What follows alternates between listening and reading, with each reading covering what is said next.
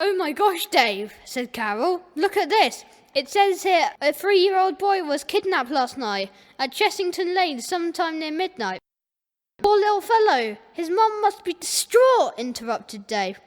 "That's not at all." Apparently the police caught up with the kidnapper a couple of hours later. Told him to hand over the child, but he said he didn't have a child. "Do you know the child's name?" asked Dave.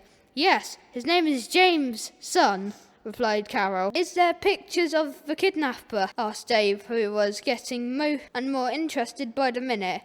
Carol turned the page to page 11. The newspaper pointed there, and the page was a man. He'd been in the newspaper a week before. They both gasped.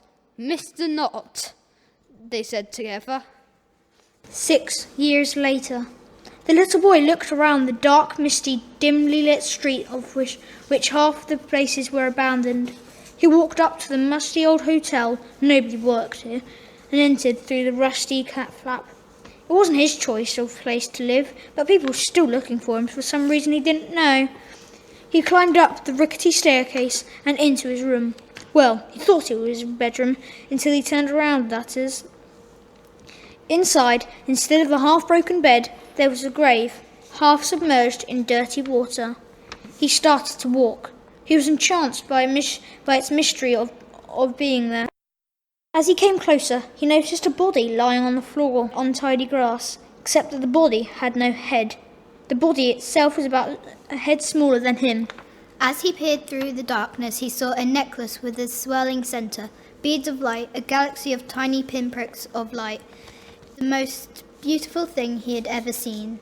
As he watched the neck more carefully, a couple of fragments of skin were put into place by an invisible hand. He looked up and saw words upon the stone grave. It started back at him, showing him its secret. On the slab of stone, it showed a name he only knew in memory. James' son, his name and the date tomorrow. It even had a time, 1:25 a.m., the time now, 12:01 a.m. There was a sudden rush of wind, and in the blink of an eye it was gone. The room had turned back to normal again. He opened his bedside table, and in the drawer was the necklace. The same necklace he had seen about 5 minutes ago. James put the swirling necklace around his neck. Just then, he felt a wave of pain and slumped upon his bed. He heard a voice, and it was coming from inside him. 12:45 a.m. Tut tut, we are not doing very well on time, are we? Well, your time is set. Oh, and by the way, before I go, you're up in flames. The voice was gone. James awoke to coughing and spluttering and smoke. 1:15 a.m. James tried to put the fire out, but he couldn't. Soon, he just gave up.